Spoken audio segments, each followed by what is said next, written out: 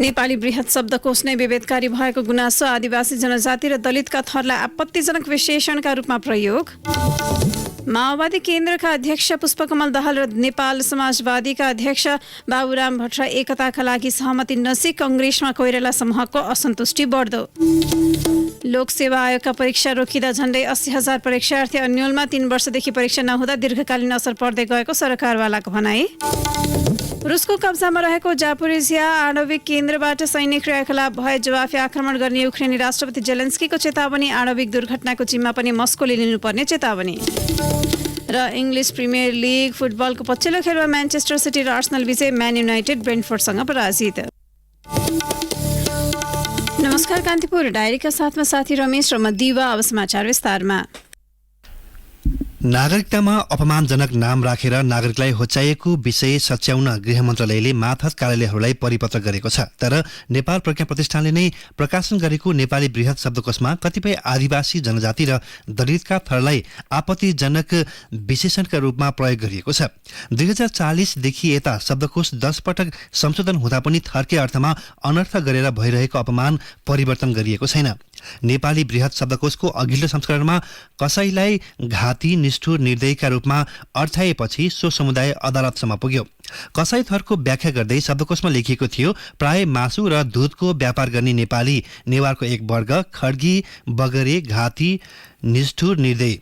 शब्दकोशमा उल्लिखित अर्थले अपमान भएको भन्दै समुदायका अगुवाहरूले प्रकाशक प्रज्ञा प्रतिष्ठान विरुद्ध मुद्दा नै दायर गरे। पछि प्रतिष्ठानले भुल सुधार गर्यो, तर दर्जनौं अन्य जातको अर्थ अहिले पनि अपमानजनक छ। शब्दकोशमा कुसुन्डा जातिलाई कुसुन्डो भनिएको छ। नाम र विशेषण खुलाउँदै लेखिएको छ, काठमाडौँको पश्चिम दक्षिणको जंगली भेगमा बस्ने खिँदै गएको घुमन्ता एक जाति, असभ्य, धुस्रो फुस्रो र नाङ्गो भुतुङ्गो स्त्री कुसुण्डी। नेपाली कुसुन्डा विकास समाज केन्द्रीय समिति दानका अध्यक्ष धनबहादुर कुसुन्डा सरकारका मान्छेले आफूहरूको थरको अर्थ विकृत बनाइदिएको बताउनुहुन्छ। उहाँले भन्नुभयो, त्यो गलत हो, हाम्रा पुर्खा वनका राजा थिए, हामी वनका राजा हौं। सरकारले 59 जनजातिलाई आदिवासीमा सूचीकृत गरेको छ। त्यसमध्ये कुमाल एक थर हो, तर यो शब्दलाई पनि विकृत बनाएर कुमाले भनिएको छ। अर्थमा लेखिएको छ, माटाका भाँडाकुँडा बनाउने एक जाति कुम्भकार कुम्हाल। कुमाल सुधारका समितिका पूर्व अध्यक्ष तथा संविधान सभा सभासद नगेन्द्र कुमाल भन्नुहुन्छ, सरकारले नै सूचीकृत गरेको जाति कुमाल हौं, तर प्राज्ञिक निकायले कुमाले भन्नु चाहिँ कुमाल समुदायका लागि विभेद हो। शब्दकोशमा नेवारी भित्रको थर पोडेलाई पनि आपत्तिजनक रूपमा अर्थाएको छ। भनिएको छ, नेवार जातिको एउटा निम्न वर्ग, फोहोर मैला आदि सफा गर्ने जाति, चाण्डालको एक भेद देउला। त्यस्तै सतारको अर्थ विशेष गरेर नेपालको पूर्वी तराई झापा जिल्लामा बस्ने एक जाति, अग्लो मोटो घाटो मात्र भनिएको छैन। थप विशेषणका रूपमा यसरी अर्थ लगाएको छ। खुब सप्रेको, लाज नभएको, नकचरो, कसैलाई नटेर्ने, उन्मुक्त।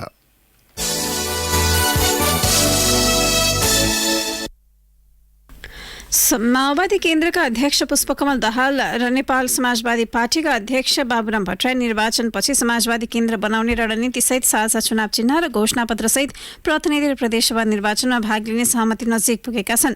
दुवै दलले आफ्नो पार्टीमा छलफल गरेर यसलाई औपचारिक रूपमा टुङ्ग्याउने गृह कार्य भइरहेको नेताहरूले बताएका छन्। दाहालले नेपाल समाजवादी पार्टीसँग साझा चुनाव चिन्ह र घोषणापत्रमा निर्वाचन लड्ने सहमति भएको र आफ्नो पार्टीमा सहमति जुटाएर औपचारिक रूपमा टुङ्ग्याउन लागि ब्रिफिङ निकट नेताहरूसँग गर्नुभयो। यो र अन्य विषयमा छलफल गर्न अध्यक्ष दाहालले पार्टी स्थायी कमिटिको बैठक बोलाउने तयारी गर्नुभएको छ। साझा चुनाव चिन्हका लागि निवेदन दिने विषय टुङ्गिन बाँकी रहेकाले माओवादी केन्द्र र नेपाल समाजवादी पार्टीले अझै निर्वाचन आयोगमा दल दर्ताको निवेदन दिएका छैनन्। अध्यक्ष दाहालले निकट नेताहरूलाई बताए अनुसार 1-2 दिनभित्रै संयुक्त चिन्हमा चुनाव लड्ने निर्वाचन आयोगमा निवेदन दिने तयारी छ। निर्वाचन आयोगले साउन 22 देखि 31 गतेसम्म दल दर्ताको समय दिएको छ। मंसिर 4 मा प्रतिनिधि एवं प्रदेशमा निर्वाचन हुँदैछ। 74 सालमा एमाले र माओवादी केन्द्रले पछि पार्टी एकता गर्ने सहमति सहित वाम गठबन्धन बनाएर आफ्नो दलको चिन्हमा चुनाव लडेका थिए। माओवादी नेता वर्षमान पुनले भट्टराई नेतृत्वको नेपाल समाजवादी पार्टी साझा चुनाव चिन्हमा निर्वाचन लड्न करिब सहमत भएको बताउनुभयो। पुनले कान्तिपुरसँग भन्नुभयो, बाबुरामजीहरू माओवादीकै चुनाव चिन्हबाट चुनाव लड्ने कुरा करिब टुङ्गो लागेको छ। औपचारिक निर्णयका लागि आफ्नो पार्टीको बैठकमा छलफल गर्न बाँकी छ। उहाँहरूको तहमा करिब टुङ्गो लागेको छ, हाम्रो तहमा पनि कङ्क्रिट गर्छौं। निर्वाचन आयोगबाट मान्यता पाएको भट्टराई नेतृत्वको नेपाल समाजवादी पार्टीको चुनाव चिन्ह भने आँखा छ। भट्टराईले नयाँ शक्ति पार्टी बनाउँदा पनि चुनाव चिन्ह आँखा राख्नु भएको थियो। माओवादीको वरिष्ठ उपाध्यक्ष नारायण काजी श्रेष्ठ समूह भने दाहालको यस कदमबाट असन्तुष्ट छ। नेताहरूका अनुसार श्रेष्ठ समूहबाट बाहेक माओवादीका अधिकांश नेता कार्यकर्ता भट्टराई माओवादीमा फर्किउन् भन्ने चाहना राख्छन्। यसबीच एमाले र राप्रपा बीच आम निर्वाचनमा तालमेलको विषयमा छलफल सुरु भएको छ। एमाले अध्यक्ष केपी शर्मा ओलीको निवास बालकोटमा अध्यक्ष ओली र राप्रपा अध्यक्ष राजेन्द्र लिङ्गदेन बीच चुनावी तालमेलको विषयमा छलफल भएको छ। सत्तारूढ गठबन्धन निर्माण भइसकेको अवस्थामा राष्ट्रवादी शक्ति एक भएर जाने विषयमा दुवै नेताबीच छलफल भएको हो।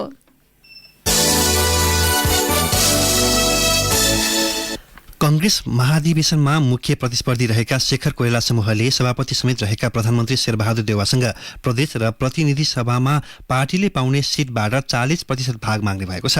5 दलीय सत्ता गठबन्धनमा सिट बाँडफाँड बारे गृह कार्य चलिरहेका बेला कोइराला समूहले पार्टीको जनाधार र आम कार्यकर्ताको भावना अनुसार 60% सिट लिन नेतृत्वलाई सुझाएको छ।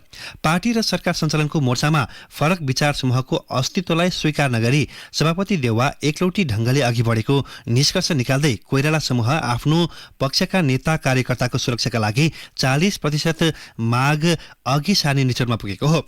महाधिवेशनमा सभापति पदमा देउवासँग प्रतिस्पर्धा गरेका कोइरालाले 40% भन्दा केही बढी मत प्राप्त गर्नुभएको थियो। देशभरको सांगठनिक मतको प्रतिनिधित्व महाधिवेशनले गर्ने भएकाले 40% को माग अघि सारेर कोइराला समूहले नेतृत्वलाई पार्टीभित्रको असन्तुष्ट व्यवस्थापन गर्न दबाब दिने भएको छ। यस्तो रणनीति बनाउनुका पछाडि देउवाले निर्वाचनपछि फेरि प्रधानमन्त्री बन्ने स्वार्थबाट टिकट वितरणमा एकलौटी गर्न सक्ने मनोविज्ञान मुख्य कारण रहेको कोइराला समूहका एक नेताले बताएका छन्। एमाले अध्यक्ष केपी ओलीले आफ्नो पार्टीलाई आगामी निर्वाचनमा बहुमत आउन नदिन मात्र सत्तारूढ दलले चुनावी गठबन्धन बनाएको आरोप लगाउनु भएको छ। मुलुकको स्थायित्वका लागि भन्दा पनि विपक्षी दललाई रोक्न गठबन्धन बनाइएको ओलीको आरोप छ। काठमाडौँमा हिजो आयोजित एक कार्यक्रममा बोल्दै अध्यक्ष ओलीले गठबन्धनमा अन्य दललाई समेट्ने प्रयास भइरहेको बताउनुभयो। 5 दलीयले नपुगेर अझ गठबन्धन विस्तारका लागि कुदिराखेका छन्। कहिले 8 दलीय गठबन्धन बनाउने, कहिले के बनाउने भनेर कुदिराखेका छन्। यो गठबन्धन किन बनाउनु? यति साह्रो गठबन्धन किन बनाउनु पर्यो? आफ्नो आफ्नो चुनाव लडेर अनि सरकार को मिलेर बनाउने। तर उहाँहरूलाई के छ भने सरकार को मिलेर बनाउने त हुन्थ्यो, एमालेले बहुमत ल्याइहाल्छ अनि अरूले के मिलेर बनाउने र। त्यसकारण एमालेलाई बहुमतबाट रोक्नका लागि अहिले सबै प्रयास यो गठबन्धन बहुमत ल्याउन होइन, एमालेलाई बहुमतबाट रोक्नका लागि। यता माओवादी केन्द्रका अध्यक्ष पुष्पकमल दाहालले आफ्नो पार्टीको जनमत अझै पनि बलियो रहेको दावी गर्नुभएको छ। स्थानीय तहमा पार्टीभित्रको समस्याले सोचे जति नतिजा ल्याउन नसके पनि जनमत नघटेको दाहालको भनाइ छ। काठमाडौँमा आयोजित कार्यक्रममा उहाँले भन्नुभयो, दोस्रो ठुलो पार्टी र कम्युनिस्ट आन्दोलनको पहिलो पार्टी अहिले नै बनिसकेका थिए। तर दुर्भाग्य हामीले झन्डै 50 भन्दा बढी। अर्को दुर्भाग्यपूर्ण कुरा के हो भने त्यहाँ आधार हाम्रो गुमेको, हाम्रो जनमत खस्किएर होइन, जनमतै खस्केको जनतामा हामी प्रतिको आकर्षण घटेर हामीले हाम्रो चाहिँ सिट गुमेको भए हामीले कमजोरी गर्यौं, जनताले साथ दिएनन् भन्न हुन्थ्यो। जनताको साथ समर्थन रह्यो, तर पार्टी भित्रकै अन्तर्विरोधका कारण एकले अर्कालाई हराउन चाहिँ जनतालाई नै विभाजित गर्ने ढंगले गएकै कारणले हामीले 50 भन्दा बढी हामीले जितेका गुमाएका छौं। अर्को प्रसङ्गमा दाहालले आफूमाथि गठबन्धन अघि बढाउनु पर्ने र वामपन्थी आन्दोलनलाई एकताबद्ध गराउनु पर्ने दबाब रहेको बताउनुभयो। कान्तिपुर डायरीमा अब ब्रेकको पालो। ब्रेकपछि कान्तिपुर डायरीमा अब कान्तिपुर सविस्तारको पालो। कान्तिपुर सविस्तार। विगत 3 वर्षदेखि रोकिएको लोकसेवा आयोगले लिनुपर्ने विभिन्न तहका परीक्षाको अझै टुङ्गो लाग्न सकेको छैन। परीक्षा अनिश्चित हुँदा झण्डै 80,000 परीक्षार्थी मारमा परेका छन्। समयमै परीक्षा सञ्चालन हुन नसक्दा कर्मचारी अभावले नीति निर्माण लगायतमा दूरगामी असर पर्न थालिसकेको जानकारहरू बताउँछन्।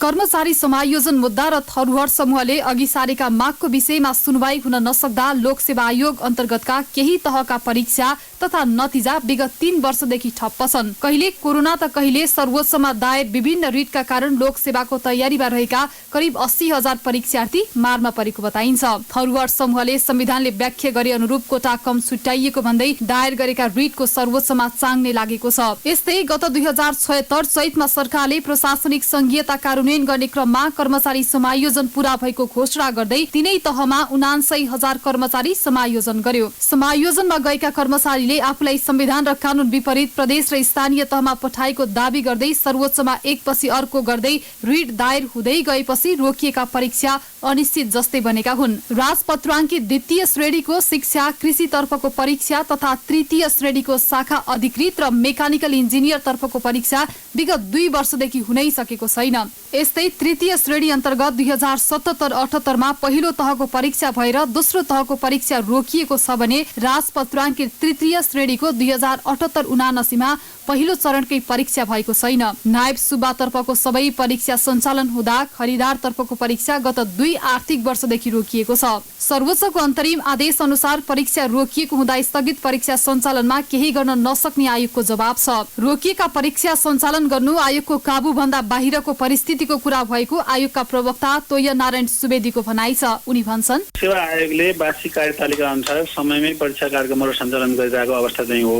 यो बीचमा हामी 1 वर्ष चाहिँ धेरै परीक्षाहरू सम्पन्न गर्यौं। सम्भवतः आयोगमा एकै दिन हामी 4 सिफ्ट 5 सिफ्ट 6 सिफ्टमा परीक्षा सञ्चालन गरेर धेरै रोकिया परीक्षाहरू पनि हामी सम्पन्न गर्यौं। अब अहिले जति पनि परीक्षा रोकिया छ त्यो हाम्रो रेगुलर शेड्युलको हामीले चाहिँ परीक्षा सञ्चालन गर्ने अवस्था भन्दा नि हाम्रो काबुभन्दा बाहिरको परिस्थिति खास गरेर अदालतको अन्तरिम आदेश अनुसार रोकिया अवस्था चाहिँ हो। सर्वोच्च अदालतले गत माघ 12 गतिको आदेशमा सरकारले 2076 मा गरेको कर्मचारी समायोजनलाई कानून सम्बद्ध ठहर गरेको थियो। उक्त आदेश अनुसार समायोजनमा परेका कर्मचारी संघमा फर्कन पाउँदैनन्। पुनः केन्द्रीय सेवाका लागि भर्ना भएकालाई प्रदेश र स्थानीयमा समायोजन गरियो भन्दै एकपछि अर्को गरी सर्वोच्चमा रिट परेपछि त्यसमाथि गत वैशाखमा सुनवाई गर्दै समायोजन प्रक्रियामाथि पुनर्विचार गर्नुपर्ने आदेश सर्वोच्चले दिएको थियो। अघिल्लो निर्णय उल्टने गरी आएको अर्को आदेशका कारण स्थगित परीक्षा सञ्चालनको विषय झन्झन गिजोलिन पुगेको हो। परीक्षा कहिले हुने निश्चित नहुँदा लोकसेवा आयोगको शाखा अधिकृतको तयारी गरिरहेका परीक्षार्थी अन्डोलमा परेका छन्।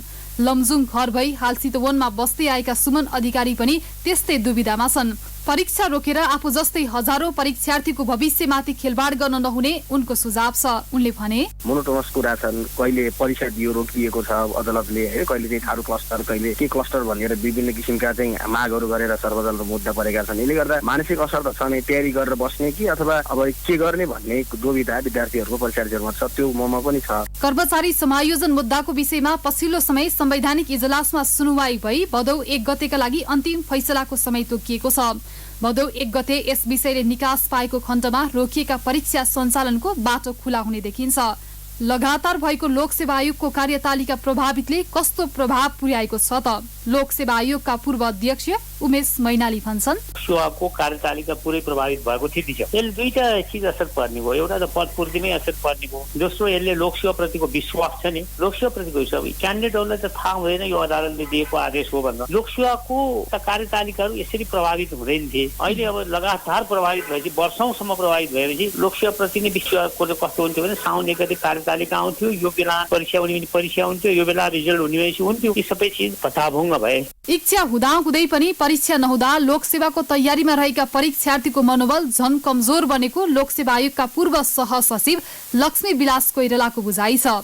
परीक्षा अवरुद्ध हुँदा यसको असर स्थानीय तहमा त देखिन थालिसकेको छ। यसको असर स्थानीय तहको बजेट सार्वजनिकीकरणमा पनि पुगेको छ। कर्मचारी अभावले दरबन्दी पद पूर्ति नहुँदा कुल 753 स्थानीय तह मध्ये 63 स्थानीय तहले बजेट समयमै ल्याउन सकेका छैनन्। लोकसेवा आयोगका परीक्षा समयमै सञ्चालन हुन नसक्दा खड्किएको कर्मचारी अभाव पूर्तिको विकल्प के त? लोकसेवा आयोगका पूर्व सहसचिव कोइराला भन्छन्, संघीय निजामती सेवा ऐन जारी गर्ने हो भने त सामान्यतया यो थारू क्लस्टरको बारेमा पनि त्यो ऐनले सम्बोधन गरेर जान सक्थ्यो।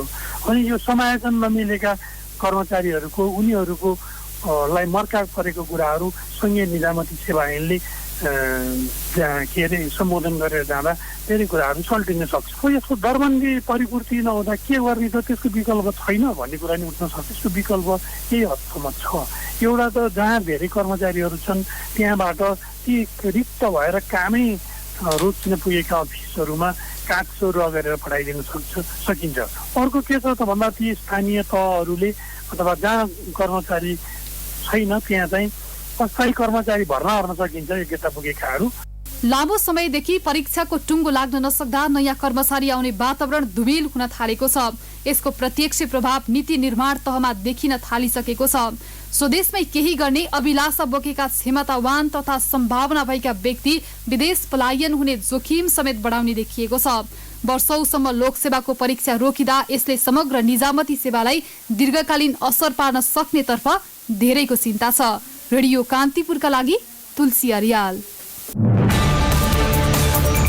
कान्तिपुर सविस्तार।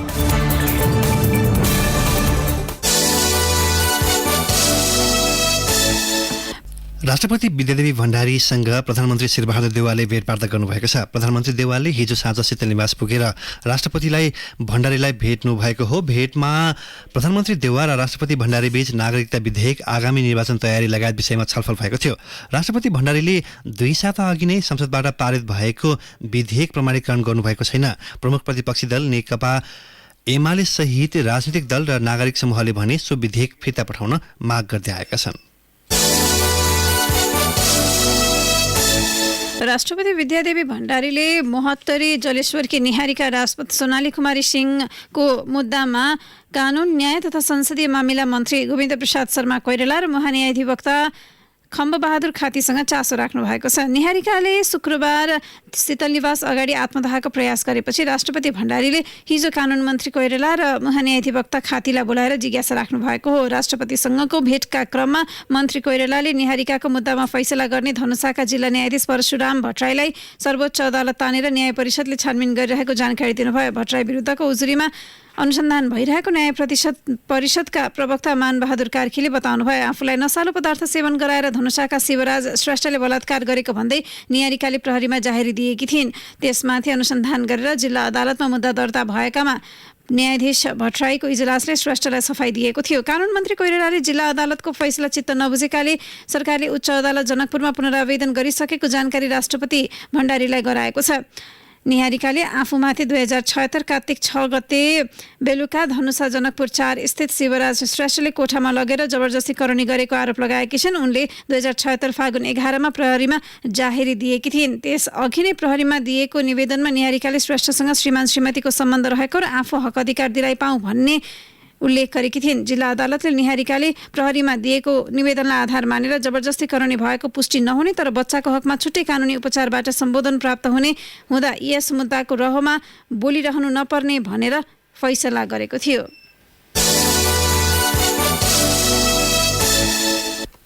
कोरोनाका कारण 3 वर्ष यता निर्यात ठप्प र आयात प्रभावित भइरहेका उत्तरी रसुवागढी र तातोपानी नाका फेरि बन्द भएका छन्। तिब्बत क्षेत्रमा कोरोना संक्रमण फेरि बढेपछि चीनले आजदेखि रसुवागढी नाकाबाट हुने निर्यात रोके। यसलाई फेरि सुन्नु होला। तिब्बत क्षेत्रमा कोरोना संक्रमण फेरि बढेपछि चीनले आइतबारदेखि रसुवागढी नाकाबाट हुने निर्यात रोकेको थियो भने बुधबारदेखि तातोपानीबाट हुने आयात पनि रोकेको थियो। रसुवागढी नाकाबाट शनिबार बिहानसम्म सामान लोड भएका कन्टेनर नेपाल आएको रसुवा भन्सार कार्यालयका प्रमुख भन्सार अधिकृत रामप्रसाद मैनालीले बताउनुभयो। चिनिया पक्षबाट आयात रोकेका विषयमा कुनै औपचारिक जानकारी भने नआएको उहाँले बताउनुभयो। तिब्बत सरकारले पहिलो चरणमा 8 दिनका लागि नाका बन्द गर्ने निर्णय गरेको जानकारी आएको रसुवाका प्रमुख जिल्ला अधिकारी नवराज जयसीको भनाइ छ। यता सिन्धुपाल्चोकको भोटेकोशी गाउँपालिका 2 स्थित चीन जोड्ने तातोपानी नाकाबाट पनि बुधबार यता मालवाहक सवारी साधन आउन ठप्प भएको हो। कान्तिपुर डायरीमा पुनः ब्रेकको पालो। ब्रेकपछि अब आर्थिक प्रसङ्ग। सम्भावित जोखिम सुरक्षणको बलियो आधार बिमा भएर पनि झन्डै 62% जनसङ्ख्यामा बिमा सुविधा पुग्न सकेको छैन। बिमा क्षेत्रलाई राज्यले प्राथमिकता दिएको भनिए पनि मुलुकको कुल जनसङ्ख्याको 62% अझै बिमाको पहुँचमा नरहेको सरकारी तथ्याङ्कले देखाएको छ। बिमा क्षेत्रको नियामक निकाय बिमा समिति को गत असारसम्मको तथ्याङ्क अनुसार 38.26% नागरिकमा मात्रै बिमा पहुँच पुगेको छ। यो तथ्याङ्कमा वैदेशिक रोजगारीमा गएकाहरूको भने बिमा समावेश छैन। 78 साल असारसम्म कुल जनसङ्ख्याको 25.23% मात्र बिमाको पहुँच थियो। धेरै नागरिकमा बिमा सम्बन्धी चेतना नहुनु र कम्पनीहरू सहर तथा सुविधा सम्पन्न क्षेत्रमा सीमित भएकाले अझै पनि जनसङ्ख्याको ठूलो हिस्सा बिमा सेवाबाट वञ्चित रहेको जानकार बताउँछन्। वैदेशिक रोजगारीमा गएका नेपालीहरूको अनिवार्य रूपमा बिमा गर्नुपर्छ। बिमा पहुँचको तथ्याङ्कमा वैदेशिक रोजगारीमा गएकाहरूको बिमालाई अलग राखिन्छ।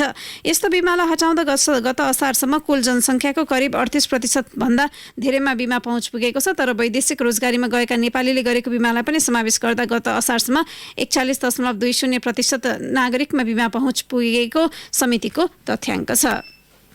अब अन्तर्राष्ट्रिय प्रसङ्ग रुसको कब्जामा रहेको जाजोरिजिया आणविक केन्द्रबाट सैन्य क्रियाकलाप भएको खण्डमा जवाफी आक्रमण गर्ने युक्रेनी राष्ट्रपतिले चेतावनी दिनुभएको छ।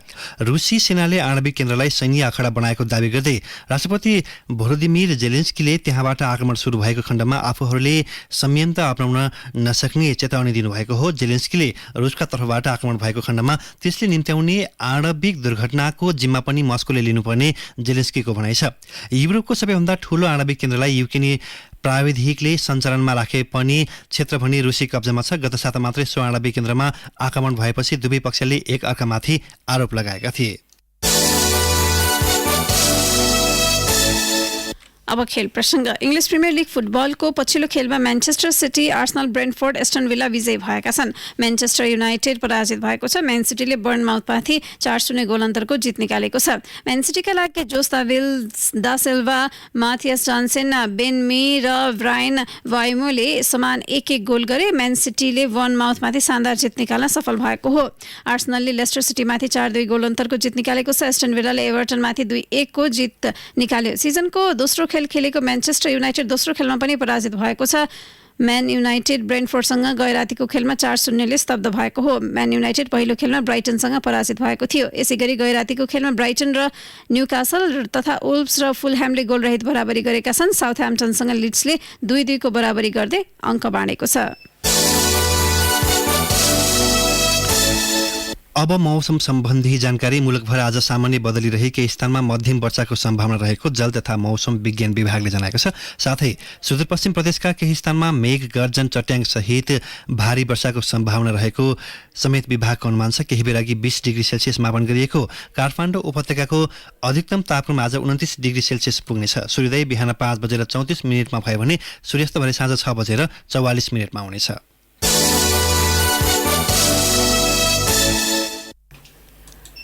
अवस्था यसका साथै कान्तिपुर डायरीको यो बुलेटिन यही सकिन्छ। साथी रमेश र म दिवा बिदा माग्छौँ। नमस्कार।